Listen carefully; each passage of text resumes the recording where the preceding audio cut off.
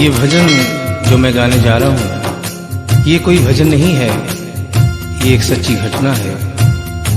Gita press Gorakhpur से एक पत्रिका निकलती है कल्याण, जिसके अंदर ये एक दिल्ली का वाकया छपा था,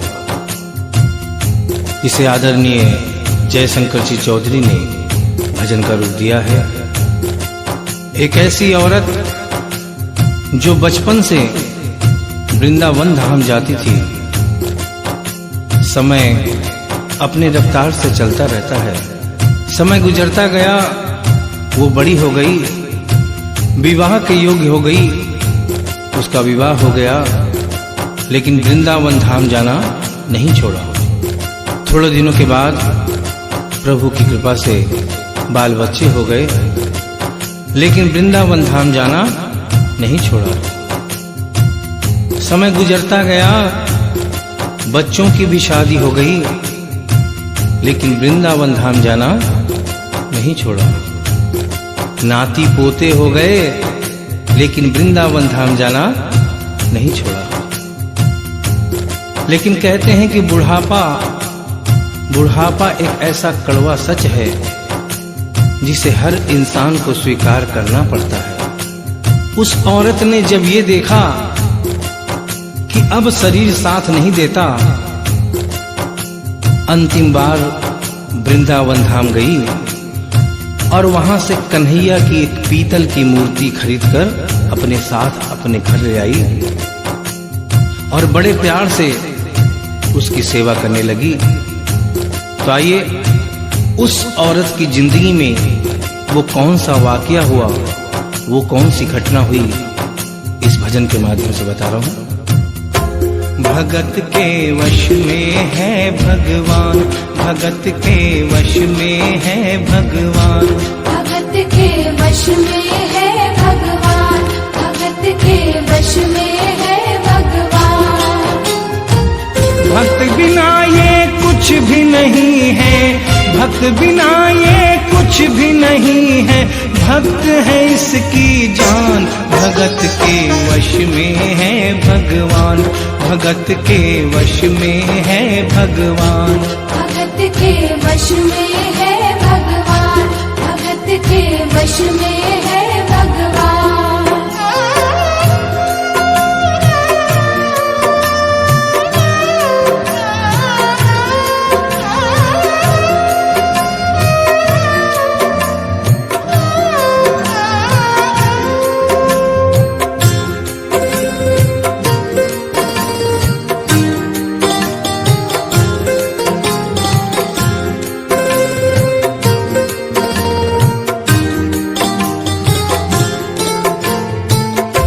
भगत मुरली वाले की रोज वृंदावन डोले, कृष्ण को लल्ला समझे, कृष्ण को लल्ला बोले, कृष्ण को लल्ला समझे, कृष्ण को लल्ला बोले। श्याम के प्यार में पागल हुई वो श्याम दीवानी, अगर भजनों में लागे छोड़ दे दाना पानी, अगर भजनों में लागे छोड़ दे दाना पानी।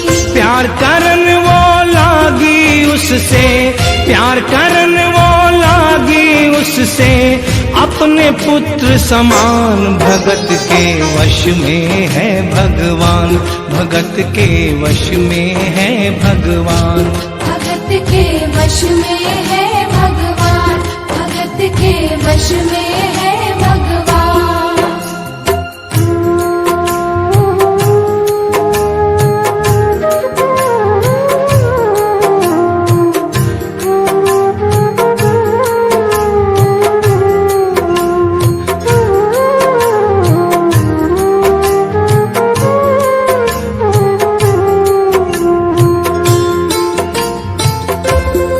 अपने कृष्ण लला को गले से लगा कर रखे, हमेशा सजा कर रखे, लाड लड़ा कर रखे, हमें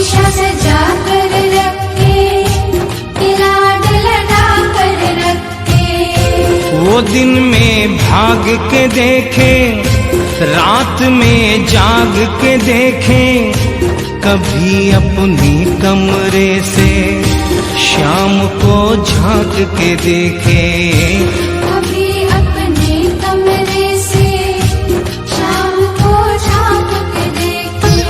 अपनी जान से ज्यादा रखती, अपनी जान से ज्यादा रखती, अपने लला का ध्यान। भगत के वश में है भगवान, भगत के वश में है भगवान। भगत के वश में है भगवान, भगत के वश में है भगवान। समय अपनी गति से चलता रहता है। थोड़े दिनों के बाद घर में जन्माष्टमी का त्योहार आया। उस दिन संयोगवश उस औरत की तबीयत बहुत ज्यादा खराब थी। वो अपने बिस्तर से उठ भी नहीं पा रही थी। उसने अपनी बहू को आवाज देकर कहा कि बेटा आज जन्माष्टमी है, आज जन्माष्टमी है। आज मेरे कन्हैया को नहला धुलाकर, उसे चंदन का लेप लगाकर, उसे सुंदर वस्त्र पहनाकर पालने में बिठा दो। बहू जो कि एक जरूरी काम कर रही थी कंप्यूटर पे, उसने कहा कि माँ अभी थोड़ा वक्त लगेगा, अभी मैं एक बहुत जरूरी काम कर रही हूँ। जब 2-3 घंटे के बाद ये काम खत्म हो जाएगा तब तेरा जो काम है वो होगा। उस औरत ने कहा कि भाई मेरे घर में हमेशा से सबसे पहला काम मेरे कन्हैया का, मेरे लल्ला का होता हुआ आया है, और आज भी सबसे पहला काम मेरे कन्हैया का होगा। ये काम करने के बाद तुम और कोई भी काम करो, मैं तुम्हें मना नहीं करूंगी। बहू को थोड़ा गुस्सा आ गया। उसने गुस्से में आकर, झुंझलाकर झटके से कन्हैया की मूर्ति को उठाया। मूर्ति हाथ से गिर गई, और जो ही मूर्ति हाथ से गिरी, उस औरत के दिल से आवाज आई, वो लल्ला लल्ला पुकारे, हाय क्या जुल्म हुआ रे, बुढ़ापा बिगड़ गया जी, लाल मेरा कैसे गिरा रे। बुढ़ापा बिगड़ गया जी, लाल मेरा कैसे गिरा रे। और अपने बेटे को बुलाती है और कहती है क्या, जाओ डॉक्टर को लाओ, लाल का हाल दिखाओ, अगर इसको कुछ हो गया मुझे भी मार गिराओ। अगर इसको कुछ हो गया मुझे भी मार गिराओ। रोते रोते पागल हो गई, रोते रोते पागल हो गई, घर वाले परेशान। भगत के वश में है भगवान, भगत के वश में है भगवान। भगत के वश में है भगवान, भगत के वश में है भगवान। उसके बेटे ने लाख समझाने की चेष्टा की कि माँ ये पीतल की मूर्ति है, माँ ये पीतल की मूर्ति है, इसे गिरने से कोई चोट नहीं लगती। लेकिन वो एक ही रटन लगा के रखी थी कि किसी डॉक्टर को बुलाओ और मेरे कन्हैया को दिखाओ। हल्ला गुल्ला सुनकर पड़ोसी जमा हो गए। पड़ोसियों ने पूछा, भाई क्या बात है? लड़के ने कहा कि मेरी माँ पागल हो गई है, मेरी माँ पागल हो गई है। अरे पीतल की मूर्ति जमीन पे गिरी है तो कहती है कि डॉक्टर को बुलाओ। उन्हीं पड़ोसियों में एक बुजुर्ग आदमी थे। उन्होंने उसके बेटे को एक तरफ बुलाया और कहा कि बेटा क्यों झमेला करता है? अरे मोहल्ले में इतने सारे डॉक्टर हैं, किसी को बुला के ले आ, वो आके देख लेगा और कह देगा तेरा लल्ला ठीक है, तेरी मां शांत हो जाएगी। लड़के के भी समझ में बात आ गई। मोहल्ले में गया, बहुत से डॉक्टरों की मिन्नत की, लेकिन कोई भी डॉक्टर ये केस लेने को तैयार नहीं हुआ। बड़े मुश्किल से एक डॉक्टर को राजी किया और कहा कि डॉक्टर साहब, मैं आपको दुगनी तिगुनी फीस दूंगा, सिर्फ एक बार मेरे घर चलो और मेरी मां से सिर्फ इतना कह देना कि तेरा लल्ला ठीक है। डॉक्टर भी लालच में आ गया, अपना ब्रीफ केस उठाया और उसके साथ उसके घर चला गया। और क्या हुआ? नबज को टटोल के बोले, ये तेरा लाल सही है, कसम खाकर कहता हूँ कोई तकलीफ नहीं है। वो माथा देख के बोले, ये तेरा लाल सही है, माई चिंता मत करियो कोई तकलीफ नहीं है, माई चिंता मत करियो कोई तकलीफ नहीं है। लेकिन उस बुढ़िया माई को तसल्ली नहीं हुई। उन्होंने कहा, अरे डॉक्टर, ये तू कैसा चेकअप कर रहा है?